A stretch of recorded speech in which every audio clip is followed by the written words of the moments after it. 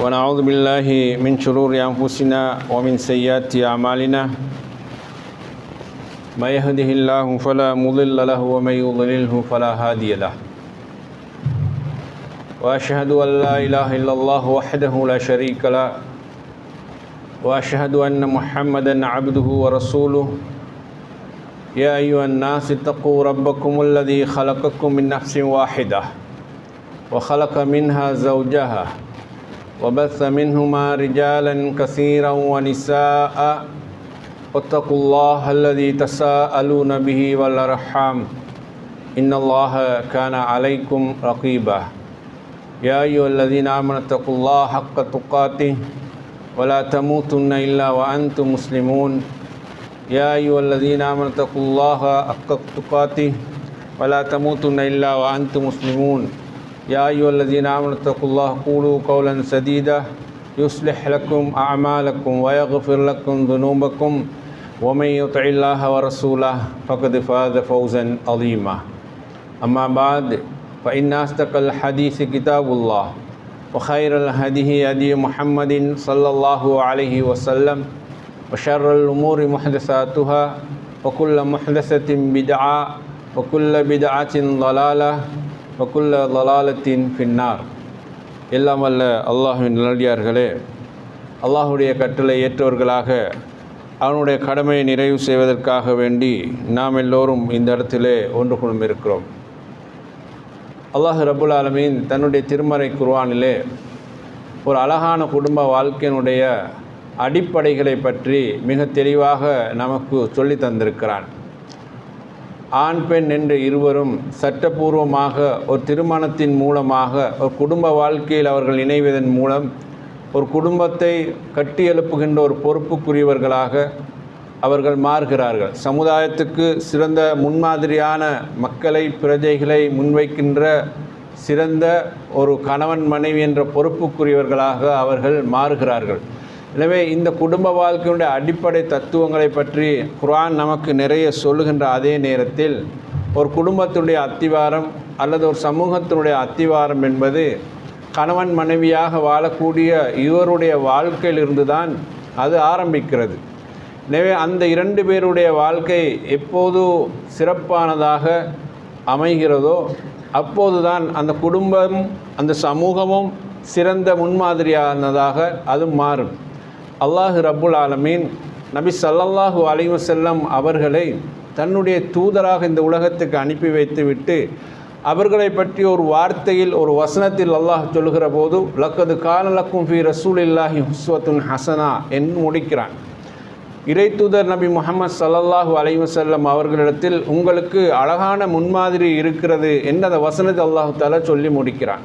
இப்போ அல்லாஹ்வையும் மறுமை நாளை யாரை நம்புகிறார்களோ அவர்களுக்கு நிச்சயமாக இறை தூதரிடத்தில் ஒரு முன்மாதிரி இருக்கிறதுன்னு சொல்கிறான். அவருடைய வாழ்க்கை இந்த உம்மத்துக்கு முன்மாதிரி என்பதை அல்லாஹ் ரப்புல் ஆலமீன் கோடிட்டு காட்டுகிறான். அவருடைய வாழ்க்கையின் புத்தகத்தை நாம் பல அத்தியாயங்களாக புரட்டி பார்த்தோம் என்று சொன்னால் ஒவ்வொரு அத்தியாயத்திலும் நிச்சயமாக இந்த உம்மத்துக்கு முஸ்லீம்களுக்கு மட்டுமல்லாமல் முஸ்லீம் அல்லாத அனைத்து சமுதாய மக்களுக்கும் அல்லாஹ் தஆலா சிறந்த முன்மாதிரியையும் படிப்பினையும் தந்திருக்கிறான். அந்த வரலாற்று புத்தகத்தின் ஒரு பக்கமாகத்தான் அவர்களுடைய குடும்ப வாழ்க்கையை மிக சிறந்த ஒரு முன்மாதிரியாக அமைந்திருப்பதை நாங்கள் பார்க்கிறோம். ரசூல் ஸல்லல்லாஹு அலைஹி வஸல்லம் அவர்கள் ஒரு இறை தூதராக இருந்தார்கள், சமூகத்தின் தலைவராக இருந்தார்கள், சமுதாயத்தை வழிநடத்தக்கூடிய மன்னராக இருந்தார்கள், ஆட்சியாளராக இருந்தார்கள், படைகளின் தளபதியாக இருந்தார்கள். இப்படி பல்வேறு அவர்களுடைய வாழ்க்கையில் பல தரப்புகளை அவர்கள் தலைமைத்துவம் பெற்றிருந்தாலும் குடும்ப வாழ்க்கையில் சிறந்த கணவனாகவும் அவர்கள் வாழ்ந்திருந்தார்கள். ஒரே காலகட்டத்தில் ஒரே நேரத்தில் சமூகத்துக்கும் தலைமைக்குரிய வாழ்க்கை முன்மாதிரியாக கொடுத்தார்கள். படைகளை நடாத்துகின்ற படை தளபதியாக முன்மாதிரியை காண்பித்தார்கள். அதே நேரம் இறை தூதராக தன்னுடைய பணியை பல சிரமங்களுக்கும் கஷ்டங்களுக்கும் சவால்களுக்கும் மத்தியில் அதையும் அவர்கள் முன்னெடுத்தார்கள். குடும்பத்துக்குள் வந்தால் குடும்ப தலைவனாக எப்படி வாழ வேண்டுமோ அதற்கு மிகச்சிறந்த முன்னுதாரணமாகவும் அவர்கள் வாழ்ந்து காட்டினார்கள். எனவே அந்த தூதருடைய வாழ்க்கையில் குடும்ப வாழ்க்கை என்பது திருமணம் முடிக்கின்றவர்களுக்கும் அதில் படிப்பினை இருக்கிறது, முன்மாதிரி இருக்கிறது. திருமணம் முடித்தவர்களுக்கும் படிப்பினை இருக்கிறது, முன்மாதிரி இருக்கிறது. அன்புக்குரிய சகோதரர்களே, ஒரு குடும்ப வாழ்க்கையினுடைய அடிப்படை சந்தோஷம் எதிலெல்லாம் அமையும் என்று நாம் பார்க்கிற போது அன்பு, பாசம், நம்பிக்கை, நேர்மை, பொறுப்புணர்வு, பொறுமை, மன்னிப்பு, திறந்த மனதோடு உறவாடுவது, விட்டு கொடுப்பது, பொறுப்புகளை பகிர்ந்து கொண்டு வாழ்வது, கருத்து வேறுபாடுகள் வருகிற போது அழகிய முறையில் அதனை பேசி தீர்ப்பது, இன்பத்திலும் துன்பத்திலும் ஒருவருக்கொருவர் துணையாக இருப்பது, உணர்வுகளையும் மதித்து தேவைகளை புரிந்து அதனை முறையாக நிறைவேற்றுவது, நல்ல வார்த்தைகளை பயன்படுத்துவது, குறைகளை காணுகின்ற போது மிக அமைதியாக மிக கண்ணியமான வார்த்தைகளினூடாக அதை புரிய வைப்பது என்ற அந்த அடிப்படை அம்சங்கள் அல்லாஹுடைய தூதருடைய வாழ்க்கையில் மிக சிறப்பானதாக இருந்ததை நாங்கள் பார்க்கிறோம். தன்னுடைய மனைவியிடத்தில் ரசூலுல்லாஹ் சொன்னார்கள், எந்த ஒரு மனிதன் தன்னுடைய மனைவியிடத்தில் சிறந்தவனாக இருப்பானோ அவன்தான் மிக சிறந்த கணவன் என்று சொன்னார்கள். உலகத்தில் எந்த பெண்ணும் தன்னுடைய கணவன் மிக சிறந்த கணவன் என்று ஒரே அடியாக அவர் நற்சான்று வழங்க மாட்டாள். பொதுவாக அப்படி ஒரு சான்றிதழை ஒரு கணவன் இலகுவாக எடுக்கவும் மாட்டார். ஆனால் அல்லாஹ்வுடைய தூதருடைய குடும்ப வாழ்க்கையில் அவருடைய மனைவிமார் ஒருபோதும் எந்த சந்தர்ப்பத்திலும் இறை தூதர் நபி முஹம்மது ஸல்லல்லாஹு அலைஹி வஸல்லம் அவர்கள் சிறந்த கணவனாக இருக்கவில்லை என்று அவர்கள் சொன்னதும் கிடையாது. அவர் கணவருக்குரிய விவகாரத்தில் குறைவிட்டார் என்பதை அவர்கள் சொன்னதும் கிடையாது. ரசூலுல்லாஹ்வுடைய குடும்ப வாழ்க்கையில் எந்த மனைவியும் கணவராக ரசூலுல்லாஹ் வாழ்ந்தார்கள், ஆனால் அவங்க மற்ற எல்லாவற்றிலும் சரியாக இருந்தார்கள், குடும்ப வாழ்க்கையில் அவர்கள் தவறிழைத்தார்கள் என்றோ அல்லது அந்த குடும்ப வாழ்க்கையில் அவர்களுக்கு ஒரு கருப்பு புள்ளி இருந்ததென்றோ, அவருடைய பல மனைவிமார்கள் ஏக காலத்தில் வாழ்ந்த அந்த சந்தர்ப்பத்தில் யாருமே ரசூலுல்லாஹ் மீது இப்படி ஒரு வார்த்தையை அவர்கள் சொன்னதும் கிடையாது, அல்லது மக்களுக்கு சந்தேகம் வருகிற வகையில் அவர்கள் பேசியதும் கிடையாது.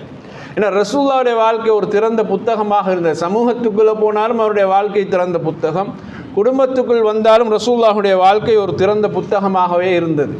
எனவே தான் ரசூல் ஸல்லல்லாஹு அலைஹி வஸல்லம் அவர்கள் இந்த உலகத்தை விட்டு பிரிகிற போது எல்லா மனைவிமார்களுடைய அன்பை பெற்ற சிறந்த ஒரு கணவனாகத்தான் இந்த உலகத்தை விட்டு அவர்கள் பிரிந்தார்கள். அன்பார்ந்த சகோதரர்களே, ரசூல் ஸல்லல்லாஹு அலைஹி வஸல்லம் அவர்களுடைய குடும்ப வாழ்க்கையில் அடிப்படை வெற்றி பெறுவதற்கு காரணமே அவர்கள் அவர்கள் தன்னுடைய மனைவிமாரிடத்தில் காட்டிய உண்மையான அன்பும் நேசமும் அமைதியும் என்பதை நாங்கள் புரிந்து கொள்ள வேண்டும். திருமணத்துடைய அடிப்படை நோக்கத்தை அல்லாஹ் ரப்புல் ஆலமீன் குர்ஆனில் சொல்கிற போது சொல்கிறான், லிதஸ்குனு இலைஹா, கணவன்மான் தன்னுடைய மனைவிமாரிடத்திலே அமைதியை பெற வேண்டும் என்பதற்காகத்தான் இந்த திருமணமே உங்களுக்கு கடமையாக்கப்பட்டிருக்கிறது என்ற செய்தி அல்லாஹ் விவரிக்கிறான். இப்போ ஒரு கணவனுக்கு அடிப்படை அமைதி எங்கு கிடைக்கும்? தன் மனைவியிடத்தில் தான் கிடைக்கும். அவர் குடும்பத்துக்கு வெளியே பல விவகாரங்கள், பல பிரச்சனைகள், பல துன்பங்கள், எத்தனையோ விவகாரங்கள் எல்லாம் சந்தித்து வருகிற போது அடைக்காக்கும் கோழி குஞ்சியைப் போல மனைவி தன் கணவனுக்கு அடைக்கலம் கொடுக்கிற போதுதான் அந்த குடும்ப வாழ்க்கையில் உண்மையிலே வெற்றி பெற்ற ஒரு சக்ஸஸ் லைஃபாக அது மாறுகிறது. இப்போ இந்த அடிப்படை இருந்தால்தான் அந்த குடும்ப வாழ்க்கை இறுதி வரைக்கும், இரண்டு பேருடைய வாழ்க்கையின் இறுதி வரைக்கும் அது வெற்றியாக அமையும். இதை அல்லாஹு தஆலா மிக தெளிவாக ஆதம் அலைஹிஸ்ஸலாத்தை படைத்த போது சொன்ன செய்தி இது. முதலில் அல்லாஹு தஆலா ஆதம் அலைஹிஸ்ஸலாத்தை படைத்தான். பிறகு அல்லாஹ் சொல்கிறான், ஆதமுக்கு துணையாக அவ்வாவை படைத்தோம் என்கிறான்.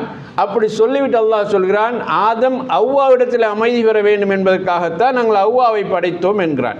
அப்போ முதல் ஜோடி என்று சொல்லுகிற போது ஆதம் அவ்வா அலைஹிஸ்ஸலாமுடைய வாழ்க்கையுடைய அடிப்படை தத்துவத்தையே குடும்ப வாழ்க்கையோட தத்துவம் அடிப்படையாக அல்லாஹு தஆலா நமக்கு அமைதி தந்திருக்கிறான். ரசூல் ஸல்லல்லாஹு அலைஹி வஸல்லம் அவர்கள் முதலாவதாக தன் மனைவியோர் ஹதீஜா ரலியல்லாஹு அன்ஹா வாழ்ந்த வாழ்க்கை அவங்களோட மௌத்து வரைக்கும் அவங்க மறக்கவே இல்லை. இதுதான் அவங்களோட வாழ்க்கையில் வெற்றிகரமான ஒரு குடும்ப வாழ்க்கையாக அமைவதற்கு அடிப்படை காரணம். மக்காவிலே அவர்கள் வாழ்ந்த சுமார் 55 வருட காலங்கள் மக்காவிலே வாழ்ந்தார்கள். மனைவி வஃபாத்தாகிற வரைக்கும் ரசூலுல்லாஹ் மக்காவில் வாழ்ந்தார்கள். பிறகுதான் இஜ்ஜத்துடைய கட்டளை வந்தபோது ரசூலுல்லாஹ் மதீனாவுக்கு வந்து மதீனாவில் 10 வருஷம் வாழ்ந்தார்கள். ஆனால் ரசூலுல்லாஹ் 25ஆவது வயதில் மணமுடித்து 63ஆவது வயதில் அவர்கள் வஃபாத்தாகிற வரைக்கும் தன் முதல் மனைவி ஹதீஜா ரலியல்லாஹு அன்ஹா வாழ்ந்த வாழ்க்கையை அவர்கள் ஒருபோதுமே மறக்கவில்லை. அது ஏனைய மனைவிமார்களுக்கு கூட ஒரு சங்கடமாக இருந்த, அல்லாஹ்வுடைய தூதருக்கு நாங்கள் எவ்வளவெல்லாம் அன்போடு வாழ்கிறோம், ஆனால் நம்ம முதல் மனைவி அவர்களால் மறக்க முடியவில்லை என்பதை அவங்க வெளிப்படையாகவே பேசியிருக்கிறார்கள். காரணம், அந்த உண்மையான அன்பு, உண்மையான நேசம், உண்மையான அந்த புரிந்துணர்வு என்பது அவங்களோட வாழ்க்கை அது இழையோடியது ஒன்றாகவே இருந்தது. இதுதான் இந்த அடிப்படை ரசூல் ஸல்லல்லாஹு அலைஹி வஸல்லம் அவர்களுடைய வாழ்க்கைக்கான காரணம். ஒரு சந்தர்ப்பத்தில் ரசூல் ஸல்லல்லாஹு அலைஹி வஸல்லம் அவர்கள் வீட்டிலே அன்னை ஆயிஷா ரலியல்லாஹு அன்ஹா அவர்களோடு இருக்கிறார்கள். அப்போது வெளியிலேருந்து அஸ்ஸலாமு அலைக்கும் என்று ஒரு பெண் குரல் கொடுக்கிற சத்தம் கேட்கிறது. ரசூலுல்லாஹ்வுக்கு அப்படி ஒரு கலக்கம் என்று ஏற்பட்டது. மன ரீதியாக உள ரீதியாக அவர்கள் அப்படியே கலக்கமுட்டார்கள். அந்த சத்தத்தை கேட்ட உடனே சொன்னார்கள், யா அல்லாஹும்ம ஹாலா என்ற ஒரு வார்த்தை ரசூலுல்லாஹ் சொன்னார்கள். அல்லாஹும்ம ஹாலா என்ற என்ன என்றால், யா அல்லாஹ் இது இந்த ஹதீஜா நாயகியுடைய தங்கச்சியுடைய பேர் ஹாலா. எனவே ரசூலுல்லாஹ் சொல்கிறார்கள், யா அல்லாஹ் அது ஹாலா பின்த் ஹுவைலிதாக இருக்க வேண்டுமே என்று ரசூலுல்லாஹ் கலங்கி போனார்கள். உண்மையிலே வாசலில் வந்து நின்று சலாம் சொல்லி ரசூலுல்லாஹை சந்திக்க வந்தது ஹதீஜா நாயகியுடைய சகோதரி. அந்த சகோதரனுடைய அந்த வார்த்தை, அவர் சொன்ன அந்த மொழி, அந்த குரல் பாவனை ரசூலுல்லாஹ்வுக்கு ஹதீஜா நாயகியுடைய எண்ணத்தையே அது கொண்டு வந்து வைத்தது. உடனே ரசூலுல்லாஹ் கலங்கினார்கள். கலங்கின உடனே சொன்னார்கள், யா அல்லாஹ் அது ஹாலா பின்த் ஹுவைலிதாக இருக்க வேண்டுமே அப்படி என்று சொன்னார்கள். சோர்களே, அந்த வாழ்க்கையை ரசூலுல்லாஹ் கடைசி வரைக்கும் மறக்கவில்லை. ஆயிஷா ரலியல்லாஹு அன்ஹா அவர்கள் சொல்கிறார்கள், வீட்டில் அவ்வப்போது ஆடுகள் அறுக்கப்பட்டால் அந்த துண்டுகள் வைக்கப்படுகிற போது, பங்கு வைக்கிற போது ரசூலுல்லாஹ் சொல்வார்கள், நீங்கள் ஹதீஜாவுடைய தோழிக்கு இதுகளை அனுப்பி வையுங்கள் என்பார்கள். இப்போ மதீனாவிலே ஹதீஜாவுடைய தோழிகள் இருந்திருக்கிறார்கள். ரசூலுல்லாஹ் என்ன சொல்கிறார்கள், ஆயிஷா இந்த வெட்டி துண்டு துண்டாக்கக்கூடிய பங்குகளில் ஹதீஜாவுடைய தோழிகளுக்கும் அனுப்புங்கள் என்றார்கள். எப்போ பார்த்தாலும் ஹதீஜா அப்படி இருந்தால் இப்படி இருந்தால் ரசூலுல்லாஹ் சொல்வதை கேட்க பொறுக்க முடியாமல் ஆயிஷா ரலியல்லாஹு கேட்கிறார்கள், அந்த எப்போதோ வாழ்ந்து மரணித்த அந்த கிழவியை பற்றியா நீங்கள் இன்னும் பேசிக்கொண்டிருக்கிறீர்கள்? அந்த குறைஷி கிழவியை பற்றியா நீங்கள் பேசிக்கொண்டிருக்கிறீர்கள்? அவவை விட சிறந்த ஒருவராக அல்லாஹ் என்ன உங்களுக்கு தந்திருக்கிறான் தானே என்று நான் ரசூலுல்லாஹ் சொல்லியிருக்கிறேன் ஆயிஷா ரலியல்லாஹு சொல்கிறார்கள். உண்மையிலே ரசூலுல்லாஹ்வுடைய 20 வயது விட ரசூலுல்லாஹ்வுடைய வயதை விட 20 வயது மூப்பானவர்களாக அந்த ஹதீஜா நாயகி இருந்தார்கள் திருமணம் முடிக்கிற போதே. ரசூலுல்லாஹ் இளம் வாலிபர். அப்படி இருந்தும் வயது வித்தியாசம் அவர்களுக்கு இடையிலே வரவில்லை. அந்த அன்பு உணர்வு என்பது சரியாக அமைந்தது. ஆனால் ரசூலுல்லாஹ்வுடைய வயதில் மூத்தவராக இருந்து மரணித்தாலும் ஹதீஜா நாயகியுடைய எந்த விவகாரத்தையும் அவர்களால் மறக்க முடியவில்லை. அப்போ ரசூல் ஸல்லல்லாஹு அலைஹி வஸல்லம் ஆயிஷா ரலியல்லாஹு இப்படி சொன்னோன்னே சொன்னார்கள், ஆயிஷா, ஹதீஜா என்னோடு எப்படியெல்லாம் வாழ்ந்தாள்னு உனக்கு தெரியுமா? இப்படியெல்லாம் ஹதீஜா என்னோடு வாழ்ந்தவர். என்னால் அவருடைய அந்த அன்பு என் உள்ளத்தில் அப்படியே பதிக்கப்பட்டு விட்டது. அதால் என்னால் ஒன்றும் செய்ய முடியாது என்று ரசூல் ஸல்லல்லாஹு அலைஹி வஸல்லம் அவர்கள் ஆயிஷா நாயகிக்கு ஹதீஜா நாயகியோட அந்த வாழ்க்கையை அவர்கள் காட்டினார்கள். அதுக்கு பிறகு ஆயிஷா ரலியல்லாஹு சொல்கிறார்கள், ரசூலுல்லாஹ் எப்போ இந்த செய்தி எனக்கு சொன்னார்களோ அதற்கு பின்னால் நான் ஹதீஜா ரலியல்லாஹு பற்றி நான் பேசுவதே இல்லை. நான் ஹதீஜா நாயை கண்ணால் கண்டதும் இல்லை. ஆனால் ரசூலுல்லாஹ்வுடைய இந்த பேச்சு என்னை அப்படியே தாக்கத்துக்கு உண்டாக்கியது என்று தான் ஆயிஷா ரலியல்லாஹு அன்ஹா அவர்கள் நமக்கு சொல்லி காட்டுகிறார்கள். அன்பார்ந்த சகோதரர்களே, எனவே குடும்ப வாழ்க்கையுடைய அடிப்படை ரசூலுல்லாஹ் காட்டியது அன்பாலும் நேசத்தாலும் அமைக்கப்படுகிற அடிப்படை இருக்கிறதே, அது ஒருவர் முந்தி மரணித்தாலும் பின்னால் இன்னொருவர் வாழ்ந்தாலும், அது கணவனாக இருந்தாலும் மனைவியாக இருந்தாலும், அந்த வாழ்க்கை ஒருபோதும் அந்த நெஞ்சத்தின் நிழலில் ஆடுகின்ற திரையை போல் அது ஒருபோதுமே மறைந்து முடியாது சகோதரர்களே. அதே போல் இன்னொரு அம்சத்தை ரசூலுல்லாஹ் தன்னுடைய குடும்ப வாழ்க்கையிலே காட்டினார்கள். பொதுவாக சின்ன சின்ன விஷயங்களிலே தான் சந்தோஷங்கள் அதிகமாக இருக்கும். குடும்ப வாழ்க்கையில் கணவன் மனைவிக்கிடையிலே சின்ன சின்ன விஷயங்கள் தான் அடிப்படையாகவே அன்புக்கு அடிப்படையாக அமைய போகிறது. ஆனால் பெரிய அளவில் யாரும் அதை கவனத்தில் எடுப்பதில்லை. ரசூல் ஸல்லல்லாஹு அலைஹி வஸல்லம் அவர்கள் தன்னுடைய மனைவி இடத்தில் தான் உன்னை நேசிக்கிறேன், நான் உன்னை அன்பு கொள்கிறேன், உன்னை காதல் கொள்கிறேன் என்று சொல்வதில் ரசூலுல்லாஹ் ஒரு நாளுமே கஞ்சத்தனம் காட்டியது கிடையாது. நாங்கள் பொதுவாக அப்படி யாரும் சொல்வது, கல்யாணத்துக்கு முன்னால் வேணுமானால் அப்படி சொல்லியிருப்போம். ஆனால் கல்யாணத்துக்கு பின்னால் தன் மனைவியை பார்த்து நான் உன்னை நேசிக்கிறேன், நான் காதலிக்கிறேன் யாருமே சொல்வது கிடையாது.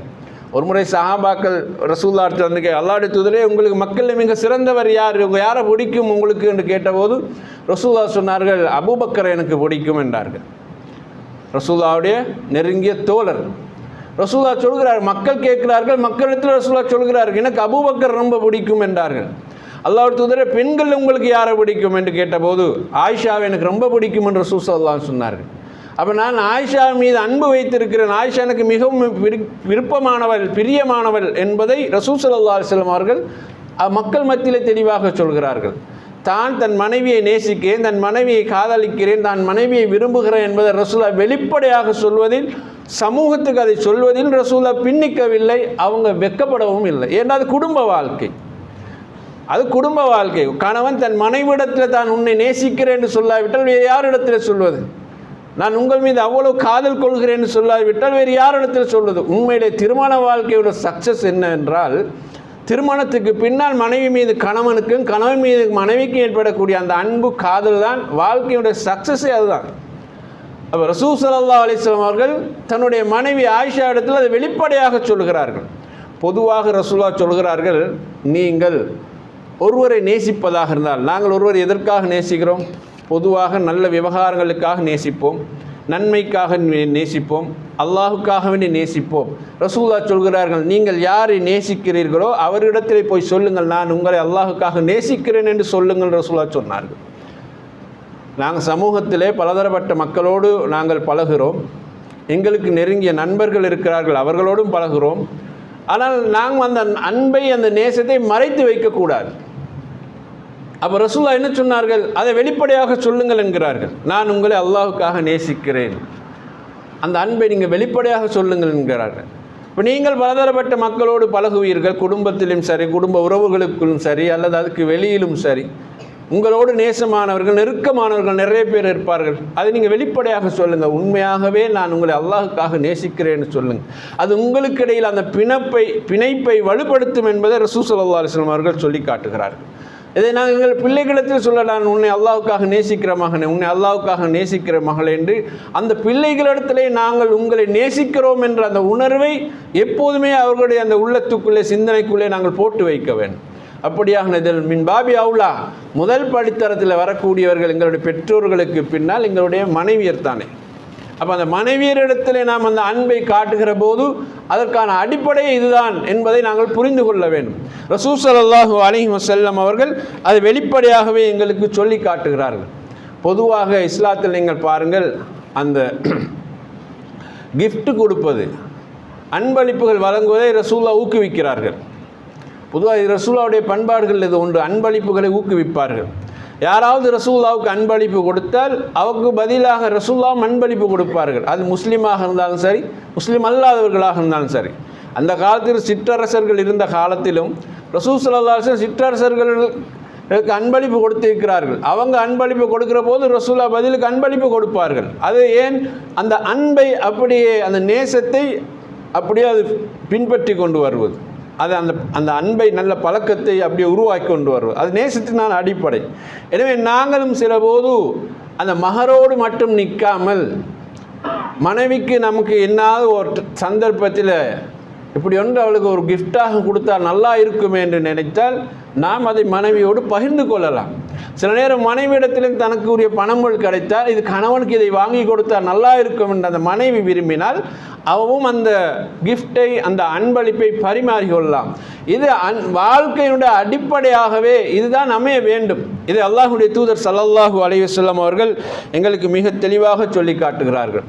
அதுபோல் நாம் நேசம் கொண்டு எங்களோடு வாழ்கிற அந்த மனைவிக்கு ரசூல் ஸல்லல்லாஹு அலைஹி வஸல்லம் பாருங்கள், அழகான சில அடிப்படையை காட்டுகிறார்கள். செல்ல பெயர்களை கூறி தன்னுடைய மனைவியை அழைப்பார்கள், செல்லமாக அழைப்பார்கள்.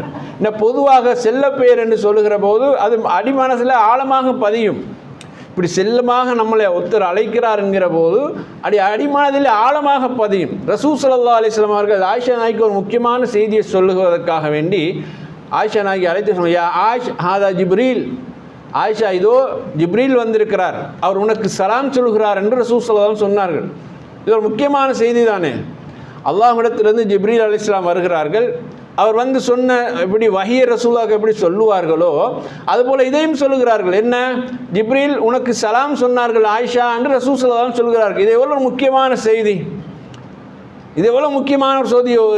ஒரு வானவர் இறங்கி வந்து ரசூலுல்லாஹ்வுடைய மனைவிக்கு பெயரை சொல்லி சலாத்தை எத்தி வைக்கிறாருன்னா அது எவ்வளோ முக்கியமான ஒரு செய்தி, எவ்வளோ சந்தோஷமான ஒரு செய்தி. அப்போ ரசூலுல்லாஹ் அந்த சந்தோஷமான செய்தியை தன் மனைவிக்கு சொல்லுகிற போது அவங்க அழைத்த முறை ஒன்று இருக்கிறது. ஆயிஷா என்று அழைப்பதை விட யா ஆயிஷ் என்று அழைத்தார்கள். ஆயிஷ் என்பது ஆயிஷா என்ற பெயரை சுருக்கி செல்லமாக அழைப்பதற்கு தான் ஆயிஷ் என்று சொல்லுவது. அப்போ ஒரு செல்லமாக அந்த பேரை சுருக்கி செதுக்கி அந்த மனைவிக்கு சொல்லுகிற போது 2 விவகாரம் அந்த இடத்துல நடக்கிறது. ஒன்று, மிகப்பெரிய ஒரு சந்தோஷமான செய்தி என் கணவர் எனக்கு கொண்டு வந்து சொல்லி இருக்கிறான் போது அந்த மனைவி சந்தோஷத்தில் மூழ்கி விடுவாள். 2வது, அந்த செய்தியை தன் கணவன் இடத்தில் சொல்லுகிற போது தன் மனைவி அதை செல்லமாக அழைத்த ஒரு முறை ஒன்று இருக்கிறது. அந்த முறையிலும் அந்த மனைவி அப்படியே விழுந்து விடுவாள். அப்போ இந்த 2ஐயும் ரசூல் ஸல்லல்லாஹு அலைஹி வஸல்லம் அவர்கள் தன்னுடைய குடும்ப வாழ்க்கை மனைவி இடத்தில் பயன்படுத்தி இருக்கிறார்கள். அதுபோல் ஒரு நாள் பள்ளிவாசலிலே ஹபஷா நாட்டு வீரர்கள் வந்து வில் விளையாட்டு விளையாடி கொண்டிருக்கிறார்கள். அப்போ அந்த விளையாட்டை பார்க்குறதுக்கு ஆயிஷா நாய்க்கும் விருப்பமாக இருக்கிறது. ரசூலுல்லாஹ் கேட்டார்கள், ஆயிஷா உனக்கு பார்க்க விருப்பமானு கேட்டார்கள். ஆம் அல்லாஹ்வுடைய தூதரே, எனக்கு பார்க்க விருப்பமாக இருக்கிறதுனா. அப்போ ரசூலுல்லாஹ் உடனே வீட்டில் வந்து கதை ஓரத்தில் அப்படி வைக்கிறார்கள். ஆயிஷா நாகி தன்னுடைய தாடையை ரசூலுல்லாஹ்வுடைய சந்துக்கு மேலே, இந்த தோளுக்கு மேலே வைக்கிறார்கள். ரசூலுல்லாஹ்வுடைய கன்னத்தோடு தன்னுடைய கன்னம் படுகிற வகையில் நெருக்கமாக்கி வைக்கிறார்கள். இப்போது விளையாட்டு நடந்து கொண்டிருக்கிறது, எல்லோரும் விளையாடுகிறார்கள். இதை ஆயிஷா நாகி அப்படி ரசித்து பார்த்து கொண்டிருக்கிறார்கள். ரசூலுல்லாஹ் கேட்டார்கள், போதுமான்? இல்லை, இன்னும் நாம் பார்க்கணும் என்றார்கள். அப்போ பார்க்கட்டும் என்று ரசூலுல்லாஹ் அப்படி அதே இடத்துல அப்படியே நிற்கிறார்கள்.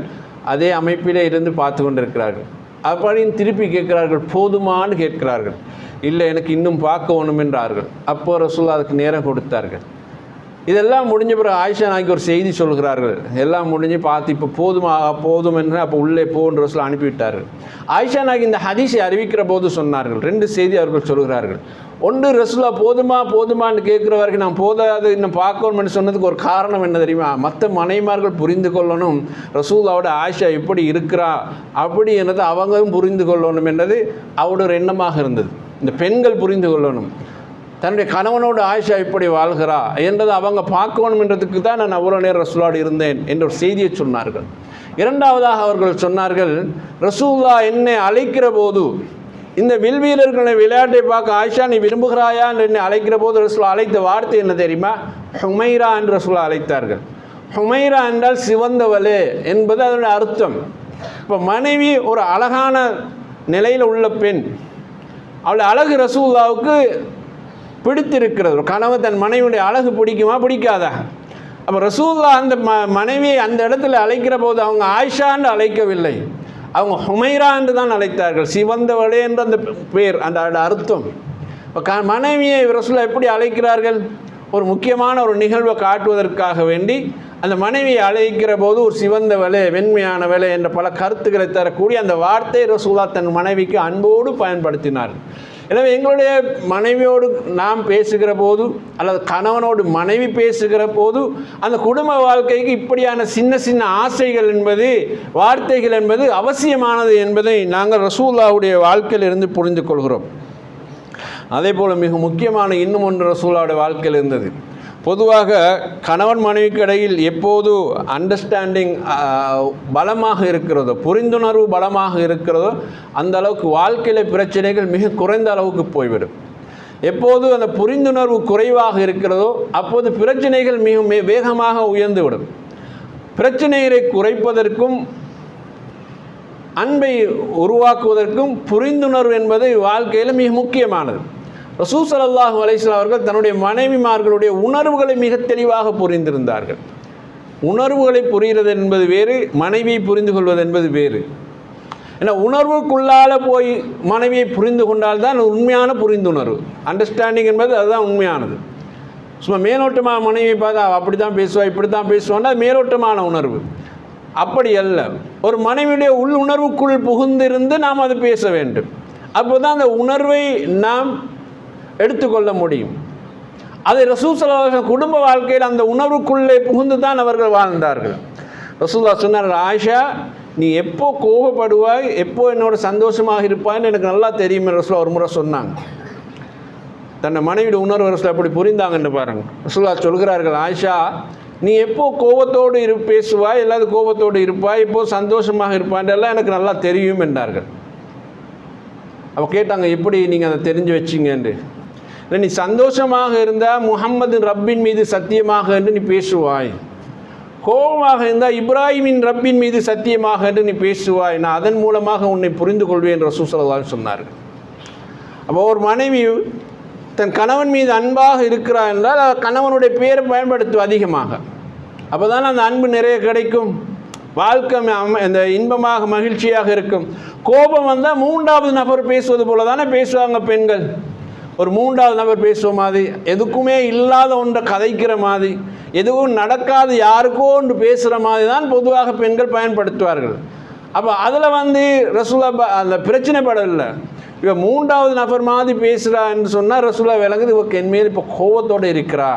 இப்போ நாம் அந்த கோபத்துக்கு ஏற்ற மாதிரி அந்த உணர்வோடு நான் மிதந்து போகணும் என்று ரசூலா புரிந்து கொள்கிறார்கள். ஆயிஷா நாய்க்கு ரசூலா இப்படி சொன்னோடனே அவங்க சொன்னாங்க, அது உண்மைதான், கோபத்தோடு இருக்கிற போது உங்களுடைய பேரை பயன்படுத்த நான் விரும்பவில்லை, நான் விரும்புவதில்லை என்று அன்னை ஆயிஷா ரலியல்லாஹு அன்ஹா அவர்கள் சொல்கிறார்கள். இதை ரசூலா புரிந்து கொண்டார்களே தவிர சண்டை பிடிக்க போகல. ஒரு முறை ரசூலா வீட்டில் இருக்கிறார்கள், அனஸ் ரலியல்லாஹு அன்ஹு அவர்கள் சாப்பாடு தட்டை எடுத்துக்கொண்டு வருகிறார்கள், வந்து கொடுக்கிறார்கள். இந்த சாப்பாடு தட்டு யாரிடத்துலேருந்து வந்தது? அடுத்த வீட்டு அந்த அடுத்த மனைவி ஜைனப் பின் ஜஹ்ஷ் ரலியல்லாஹு அன்ஹா அவங்க ஏதோ ஒரு முக்கியமான ஒரு ஸ்பெஷல் சாப்பாடு ஒன்று தயார்படுத்தி அது ரசூலாவுக்கு கொடுத்து அனுப்பினா நல்லா இருக்குமே என்று கணவன் ரசூலாவுக்கு அனுப்பி வைக்கிறாங்க. இப்போ இந்த சாப்பாடை கொண்டாந்து அனஸ் ரசூலாட்டத்தில் கொடுக்குற போதே ஆயிஷா நாங்கி அப்படியே ஒரு அடிக்கிறாங்க, தட்டு கீழே விழுந்து துண்டாக போடுது, உடைஞ்சி போகுது, சாப்பாடெல்லாம் இப்போ சிதறி போகுது. அது எப்படி ஏண்ட வீட்டில் விவரிக்க போல அவள் எப்படி அனுப்புவா என்பது தான் அவட மனோரீதியான பிரச்சனை. அது உண்மைதானே, எந்த பெண் அதை விரும்ப மாட்டாவே. ஏண்ட மாப்பிள்ளை ஏண்ட வீட்டில் வைக்கப்போ அவள் எப்படி இப்போ இங்கே அனுப்புவா என்றா அப்போ அது வேறொரு பிரச்சனை, அது உங்களுக்கு புரிந்து கொள்ள முடியும். அப்போ ஆயிஷா நாயகிட்ட அந்த கோபம் பயங்கரமாக வந்து அவங்க எப்படி காட்டினாங்கன்னா, அந்த சாப்பாடு தட்டை அவர் கையில் வச்சுட்டு இருக்கிற போகிறே ஒரே அடித்தோடனே கீழே விழுந்து உடஞ்சி துண்டு போகுது. ரசூலா ஒன்றும் சொல்லலை, உடனே சாப்பாடு எல்லாத்தையும் கீழே இருந்த சாப்பாடு சிதறிப்போன சாப்பாடு எல்லாத்தையும் ஒன்றாக சேர்த்து எல்லாத்தையும் எடுத்து உரமாக்கிட்டு உள்ளே போய் வேறொரு தட்டை கொண்டு வந்து அந்த அனஸ் ரலியல்லாஹு அன்ஹு கொடுக்குறாங்க, இந்தாப்பா உன் உம்மாக்கு ரோஷன் போயிட்டு இதை கொண்டு போய் கொடுத்துடு அப்படின்ற ரசூலா சொல்லி அனுப்பினாங்க. இப்போ அந்த மனைவியுடைய அந்த உணர்வு ரசூலா புரிந்து கொண்டானதை, நீ எப்படி இதை அடிப்பாய், நீ எப்படி உடைப்பாய், நீ எப்படி இப்படி பேசுவாய், அவன் சாப்பாடு தானே அனுப்பினான், உனக்கு என்னால பிரச்சனை, இந்த வார்த்தையை ரசூலா பேசலை. ஏன்னா அந்த இடத்துல ஒரு பெண்ணுடைய மனோநிலை என்ன இருக்கும் அதை ரசூலா புரிந்து கொண்டார்கள். அந்த இடத்தில் ஒரு பெண்ணுடைய மனோநிலை எப்படி இருக்கும் என்று ரசூலா புரிந்து கொண்டார்கள். அதே போல் ரசூலா மனைமார்களோடு உட்கார்ந்து இருக்கிற நேரத்தில் ஆயிஷா ரலியல்லாஹு வீட்டில் தான் இந்த சம்பவம் நடக்குது. அப்படி இருக்கிற போது ஒரு முறை ஜைனப் ரலியல்லாஹு அந்த கையை நீட்டி ரசூலாவுக்கு ஏதோ கொடுக்குறாங்க, கையை நீட்டுறாங்க. இதை ஆயிஷா நாயகி பார்த்துட்டு இருக்கிறாங்க. ரசூலாவோட ஒரு பழக்கம் ஒன்று இருக்கிறது என்னென்னா, ஒவ்வொரு நாளும் மனைவிமார் எல்லோரையும் ஒவ்வொரு மனைவிமாருடைய வீட்டிலையும் அசருக்கு பிறகு அல்லது இஷாவுக்கு பிறகு ஒன்று கூட்டி பேசி கொண்டு இருப்பார்கள் ஒவ்வொரு நாளும். இப்போ இன்றைக்கு ஒரு முறை ஆயிஷா நாயகியோட வீட்டில் இருந்தால் 9 மனைவிமார் அப்போது இருந்தாங்க. 9 மனைவிமார் ஆயிஷா நாயகியோட வீட்டில் ஒன்று கூடி பேசிக்கிட்டு இருப்பாங்க. அது பிறகு எல்லோரும் பிரிஞ்சு போவாங்க. அடுத்த நாள் ஜைனப் ரலியல்லாஹு அன்ஹா வீட்டில்னா மறுபடியும் எல்லாரும் அடுத்த நாள் ஜைனப் ரலியல்லாஹு வீட்டில் சேருவாங்க. அதுக்கு அடுத்த நாள் உம்மு சலமா என்ற ரலியல்லாஹு வீட்டில்ண்டா எல்லாரும் உம்மு சலமா ரலியா, அதுக்கு அடுத்த நாள் சௌதா ரலியல்லாஹு வீட்டில்ண்டா சௌதா, இப்படி ரசூலா நாளை பிரிச்சிருந்தாங்க. அப்போ ஒரு நாள் அன்றைக்கு ஆயிஷா நாயகியோட வீடு போல் ரசூலா எல்லா மனைமாருக்கும் சேர்ந்தது போல் ஏதோ ஒருக்காக வேண்டி ஜைனப் ரலியல்லாஹு கையை நீட்ட, ரசூலாவும் கையை நீட்ட, இதை பார்த்து கொண்டு ஆயிஷா அது ஜைனபுடைய கை என்று சொன்னோடனே ரசூலா உடனே கையை உள்ளே வாங்கிட்டாங்க. இப்போ அந்த உணர்வு ரசூலா புரியுறாங்க. இப்போ பல மனைமார்களோடு வாழுக போது இந்த பிரச்சனை நமக்கு இருக்குது, அவட உணர்வு இதுதான், அவள் அதை விரும்புகிறா இல்லை, அதை ரசூலா மிக சைலண்ட்டாக அதை கடந்து போனாங்களே தவிர வேறு எந்த ஒரு ஆக்ஷனும் அவங்க ரசூலா அந்த இடத்துல காட்டவில்லை என்பதை நாங்கள் புரிந்து கொள்ள வேண்டும் சகோதரர்களே. ஒரு கணவன் மனைவியுடைய இந்த புரிந்துணர்வு இருக்கிறது, இதுதான் அவங்க கடைசி வரைக்கும் நிம்மதியாக வாழ்வதற்கு அடிப்படையாக அமைய போகிறது. சில பேர் இருப்பாங்க பாருங்கள், வாழ்க்கை நான் 30 வருஷம் அவரோட வாழ்கிறேன், 40 வருஷம் இந்த மனுஷன் எப்போ சண்டை பிடிப்பான், எப்போ அழுவான், எப்போ சிரிப்பான், எப்போ நல்லா ஆயிப்பான்ட்டு எனக்கு புரிந்து கொள்ள முடியாமல் இருக்குதுன்னு கணவன்மாரும் சொல்லுவாங்க, மனைவிமாரும் சொல்லுவாங்க. அப்போ இவங்க 30 வருஷமாக வாழ்ந்த வாழ்க்கையில் இந்த ஒரு அர்த்தம் இல்லாமல் வாழ்ந்துருக்கிறாங்க. ஏதோ சப்பமேனிக்கு என்னமோ கட்டுவது என்று சொல்லுவது போல் வாழ்ந்து போயிருக்கிறாங்களே தவிர உள்ள ரீதியாக அவங்க அது புரிந்துணர்வோடு வாழலை. அதனால தான் சொல்லுவாங்க, 30 வருஷமாக வாழ்கிற இந்த மனுஷனோட 40 வருஷமாக வாழ்கிறேன், ஆனால் இவனை புரிஞ்சு கொள்ள முடியலேன்றாங்க. அப்போ அந்த வாழ்க்கை வேஸ்ட். ரசூல் ஸல்லல்லாஹு அலைஹி வஸல்லம் மரண தருவாயில் இருக்கிறாங்க. ரசூலா மரண தருவாயில் இருக்கிறாங்க. ஆயிஷா நாயகியோட மடியில் இருக்கிறாங்க. அவங்களோட நெஞ்சி பகுதியை தான் ரசூலா சாஞ்சு கொண்டு இருந்தாங்க. உயிர் போகிற போது ரசூலாவுடைய அந்த ஆயிஷா நாயகியோட நெஞ்சி பகுதியில் தான் ரசூலோட தலை இருந்தது. அப்போ அந்த மரண தருவாயில் இருக்கிற போது ஆயிஷா நாயகியோட சகோதரன் அப்துல் ரஹ்மான் வீட்டுக்குள்ளே வர்றார். ரசூலா அப்துல் ரஹ்மானையே பார்த்துட்டு இருக்கிறாங்க. ஆயிஷா நாயகி ரசூலாவுடைய முகத்தை பார்த்து கொண்டு இருக்கிறாங்க. ரசூலாவுடைய முகத்தை பார்த்தோடனே ஆயிஷா நாயகி தெளிவாக ஒன்று புரிஞ்சு கொண்டாங்க. அந்த இடத்துல அப்துல் ரஹ்மான் ரலியல்லாஹு அன்ஹு அவங்க ஒரு மிஸ்வாக்கு வச்சுட்டு பல்லு துலக்கி கொண்டிருக்கிறாங்க. மிஸ்வாக்கு வச்சு பல்லு துலக்கி கொண்டிருக்கிறாங்க. ரசூலாவுடைய பார்வை முழுக்க ஃபோக்கஸ் ஆகுது அப்துல் ரஹ்மான் ரலியல்லாஹு நோக்கி. ஆயிஷா நாயகி அது புரிந்து கொண்டு தன்னுடைய சகோதரனை பார்த்து சொன்னாங்க, அந்த மிஸ்வாக்கை தாண்டு கேட்டெடுத்தாங்க. அவர் விலக்கி கொண்டிருந்த மிஸ்வாக்கை கொடுக்குறாங்க. ஆயிஷா நாயகி தன்னுடைய சகோதரத்தில் கொடுக்குறாங்க. ஆயிஷா நாயகி என்ன செஞ்சாங்கன்னா, அவர் மிஸ்வாக்கில் இந்த பக்கமாக பல்லு துலக்கியிருந்தா அடுத்த பக்கமாக இந்த மிஸ்வாக்கை வந்து லேசாக கடித்து மென்மையாக்கி ரசூலாவுக்கு கொடுக்குறாங்க. ரசூலா அதில் பல்லு விளக்குனாங்க. சகோதரர்களே, ரசூல் ஸல்லல்லாஹு அலைஹி வஸல்லம் அவங்கள அந்த உணர்வு ஆயிஷா நாயகி எப்படி புரிந்து கொண்டாண்டு பாருங்கள். அதில் ஆயிஷா நாயகி சொல்லுவாங்க, ரசூலா வஃபாத்தாகிற போது கடைசியாக ஏண்ட எச்சி தான் ரசூலாவோட எச்சிலோடு ஒன்று சேர்ந்தது என்று ஆயிஷா நாயகி சொல்லுவாங்க. அப்போ அந்த இடத்துல அப்துல் ரஹ்மான் ரலியல்லாஹு அன்ஹு வந்து நின்றது ஒரு நோயாளியாக வந்து பார்க்க வந்திருக்கிறார், அல்ல ரசூலா விசாரிக்க வந்திருக்கிறார். அப்போ ரசூலா ஆசையோடு அப்துல் ரஹ்மானை பார்க்குறேன்ற அந்த பார்வையை அல்ல அந்த இடத்துல ஆயிஷா நாயகி புரிந்து கொண்டது. இந்த பார்வையிலும் ஒரு அர்த்தம் இருக்குது. அல்லாஹ்வுடைய தூதருடைய இந்த பார்வையில் ஒரு அர்த்தம் இருக்குது, என் கணவருடைய பார்வையில் ஒரு அர்த்தம் இருக்கிறது என்று புரிந்து கொண்டு கடைசியாகவும் கூட ரசூலா பல் துலக்க விரும்பினாங்க என்று புரிந்து கொண்டாங்க தானே. அதுதான் உண்மையான அண்டர்ஸ்டாண்டிங் என்பது, அதுதான் உண்மையான கணவன் மனைவியுடைய உணர்வு புரிந்து கொள்வது என்பது. சகோதரர்களே, இப்படி சின்ன சின்ன விஷயங்களில் எல்லாம் கணவன் மனைவியுடைய அந்த புரிந்துணர்வு மேலோங்கி இருந்ததுனால தான் ரசூலுல்லாஹ்வுடைய அந்த குடும்ப வாழ்க்கை என்பது வெற்றிகரமாக அமைந்தது என்பதை நீங்கள் புரிந்து கொள்ள வேண்டும். எனவே அல்லாஹ் ரப்புல் ஆலமீன் அந்த வாழ்க்கையில் சிறந்த படிப்பினை பெறக்கூடிய மக்களாக நம் அனைவரும் ஆக்கியருள்வானாக.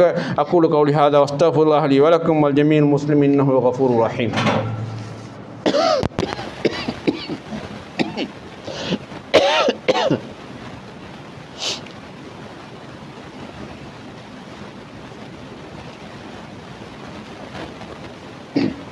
அல்ஹம்துலில்லாஹ் வஸ்ஸலாத்து வஸ்ஸலாமு அலா ரசூலில்லாஹ் வ அலா ஆலிஹி வ அஸ்ஹாபிஹி அஜ்மஈன் அம்மா பாத். அன்பார்ந்த சகோதரர்களே, ரசூல் ஸல்லல்லாஹு அலைஹி வஸல்லம் அவர்களுடைய குடும்ப வாழ்க்கையில் மிக முக்கியமான ஒரு அம்சமாக தன்னுடைய வீட்டுக்குள் நுழைகிற போது அவர்கள் சலாம் சொல்லக்கூடியவர்களாக இருப்பார்கள். அல்லாஹ் ரப்புல் ஆலமீன் திருமறை குர்ஆன் சூரா 100 சொல்லுகிறான், நீங்கள் வீட்டுக்குள் நுழைந்தால் ஃபஸல்லிமு அலா அஹ்லிஹா, குடும்பத்தார்களுக்கு சலாம் சொல்லிவிட்டு போங்க, சலாம் சொல்லி கொண்டு வீட்டுக்குள் நுழையுங்கள் என்று அல்லாஹ் ரப்புல் ஆலமீன் பொதுவாகவே சொல்லி காட்டுகிறான்.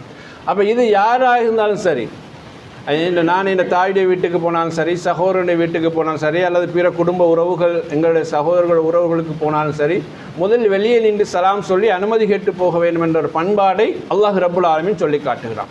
இப்போ ரசூல் ஸல்லல்லாஹு அலைஹி வஸல்லம் அவங்க தன்னுடைய குடும்பத்தாரிடத்தில் போகிற போதும் கூட அஸ்ஸலாமு அலைக்கும் யா அஹ்லல் பைத் என்று ரசூலுல்லாஹ் சொல்லுவார்கள். சலாம் சொல்லிவிட்டு தான் ரசூல் ஸல்லல்லாஹு அலைஹி வஸல்லம் வீட்டுக்குள் நுழைவார்கள். அப்போ ஒரு முறை ரசூலுல்லாஹ் ஜைனப் ரலியல்லாஹு அன்ஹா அவர்களை மனம் முடித்திருந்தார்கள். புதிய கணவர், அப்போ புதிய மாப்பிள்ளை அவர்கள். ஜைனப் ரலியல்லாஹு அன்ஹா அவர்களை மனம் முடித்தது புதிய மாப்பிள்ளை. இப்போ ரசூலுல்லாஹ்வுடைய அந்த வீட்டிலே திருமணம் முடித்ததுக்காக வேண்டி வலிமா கொடுக்கப்பட்டிருக்கு. சாப்பிட்டு முடித்தவர்கள் அவசரமாக போகலை. அப்போ அந்த ஒரு நிலையில் ரசூலுல்லாஹ் ஆயிஷா நாயகியும் பார்க்க வருகிறார்கள். பார்க்க வருகிற போது ஆயிஷா நாயகி மிக சந்தோஷமாகத்தான் பேசி உள்ளே எடுத்தார்கள். அப்போ ரசூலுல்லாஹ் ஆயிஷா நாயகியுடைய வீட்டுக்குள் நுழைகிற போது அஸ்ஸலாமு அலைக்கும் அஹ்லல் பைத் என்று தான் ரசூலுல்லாஹ் சலாம் சொன்னார்கள். அப்போ ஆயிஷா நாயகி எவ்வளோ அழகாக வரவேற்றா இருந்தாங்க. எங்கள்ட பாசில் சொன்னால் என்ன புதிய மாப்பிள்ளை எப்படி இருக்கிறீங்க, நல்லா போகுதா என்னமா என்று அப்படி ஆயிஷா நாயகி பேச தொடங்கினார்கள். அப்போ குடும்பத்தாரிடத்தில் நுழைகிற போது நாம் சலாம் சொல்லி கொண்டு போக வேண்டும் என்ற பாடத்தை கணவன்மார் படித்து கொள்ள வேண்டும். இது ஏண்ட வீடு, நான் உள்ளே போகிறேன், நான் வெளியே வர்றேன் என்பது அல்ல அங்கே அர்த்தம். அல்லாஹ்வுடைய ரஹ்மத்தையும் பரக்கத்தையும் நான் உள்ளே எடுத்துக்கொண்டு போகிறேன் என்பதுதான் அர்த்தம்.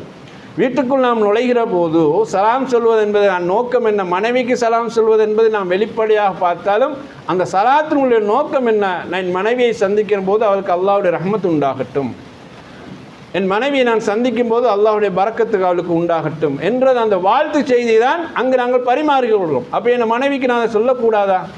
ஏன்னா பிள்ளைகள் உள்ளே வருகிற போது கூட பிள்ளைகளுக்கும் சொல்ல வேண்டும். நாம் பிள்ளைகளிடத்தில் போகும்போது நாம் பிள்ளைகளிடத்தில் சொல்ல வேண்டும். ரஹ்மத்தும் பரக்கத்தும் அந்த சலாமத்தும் பரப்புகின்ற வார்த்தை ரசூலுல்லாஹ் தன் குடும்ப வாழ்க்கையிலே பயன்படுத்தியிருக்கிறார்கள். இதை நாங்கள் தெளிவாக புரிந்து கொள்ள வேண்டும் சகோதரர்களே. அதே போல் நீங்கள் பாருங்கள், எவ்வளவுதான் வாழ்க்கையிலே குடும்ப வாழ்க்கையிலே நிலைமைகள் எங்களோட வாழ்க்கையில் என்னமா இருந்தாலும் பொதுவாக ரசூலுல்லாஹ் இடத்துல அந்த சுத்தத்துக்கு ஒரு முன் உதாரணமாக அவங்க வாழ்ந்திருக்கிறாங்க. அத்துஹூர் ஷத்ருல் ஈமான் ரசூலுல்லாஹ் சொன்னார்கள். சுத்தம் ஈமானின் பாதி என்று சொன்னார்கள். இப்போ குடும்ப வாழ்க்கை இந்த சுத்தத்தை ரசூலுல்லாஹ் மிக நேர்த்தியாகவே அவங்க கையாண்டிருக்காங்க. பொதுவாக ரசூலுல்லாஹ் வெள்ளாடை உடுப்பது தான் கூடுதலாக பிடிக்கும். சில நேரம் அவங்க சிகப்பாடை அணிந்திருக்கிறார்கள். இது அறிவிக்கக்கூடிய சஹாபி அறிவிக்கும் போது ரசூலுல்லாஹ் அந்த ஆடையில் பார்த்தபோது அவங்கள விட அழகான ஒருவரை நான் காணவில்லைன்னு சொல்லுவார்கள். ஏன்னா ரசூலுல்லாஹ் வெண்மையானவர்கள், அந்த ஆடை அவர்களுக்கு இன்னும் அழகை சேர்க்கிறது. அப்போ ரசூலுல்லாஹ்வுடைய வாழ்க்கையில் சுத்தம் என்பது கடைபிடிக்கப்பட்டிருக்கு. அது குடும்ப வாழ்க்கையில் சுத்தம் என்பது மிக அவசியமானது சகோதரர்களே. பொதுவாக பாருங்கள், ரசூல் ஸல்லல்லாஹு அலைஹி வஸல்லம் தலைக்கு தேங்கின போட்டு தலை வாருவார்கள். தலையை வாரி விடுவது யார்? ஆயிஷா நாயகி வாரி விடுவார்கள். தலையை வாரி விட்டு அந்த தலைமுடியை அப்படி முன்னால் நெற்றியில் சுழற்ற விட்டு அதை அழகு ஆயிஷா நாயகி ரசிப்பார்கள். ரசூலுல்லாஹ்க்கு இப்படி முடியை நெற்றி முடி அப்படி எடுத்து அப்படி சுழற்றி விட்டு அப்படி பார்த்து கொண்டு ஆயிஷா நாயகி ரசிப்பார்கள் சகோதரர்களே. அது எப்படியான ஒரு குடும்ப வாழ்க்கை நீங்கள் யோசிச்சு பாருங்கள். அது எப்படியான ஒரு குடும்ப வாழ்க்கை ரசூலுல்லாஹ் வாழ்ந்திருக்கான்னு யோசிச்சு பாருங்கள். பொதுவாக கல்யாணம் முடித்த அந்த 3 மாதத்துக்குள்ளே தானே இந்த ரசனை, இந்த அழகு பார்க்குறது பொதுவான வாழ்க்கையில் நாம் பார்க்குறோம். ஆனால் கடைசி வரைக்கும் வயசு போனாலும் இந்த ஒரு ரசனையை கையாளுறது குடும்ப வாழ்க்கையில் குறைவு தானே. இந்த 3 மாதம் புதிய மாப்பிள்ளை புதிய பெண் என்கிற போது தான் அவருக்கு அவருடைய உடுப்பு அயன் பண்ணி வைக்கிறது, சுவத் பொலிஷ் பண்ணி வைக்கிறது, அவருக்கு தேவை அந்த முன்னுக்கு வைக்கிறது, இவர் அவருக்கு ஏற்ற மாதிரி பார்க்குறதெல்லாம் பொதுவாக 3 மாதம் 6 மாதம் அல்லது 1 வருஷத்தில் முடியும்.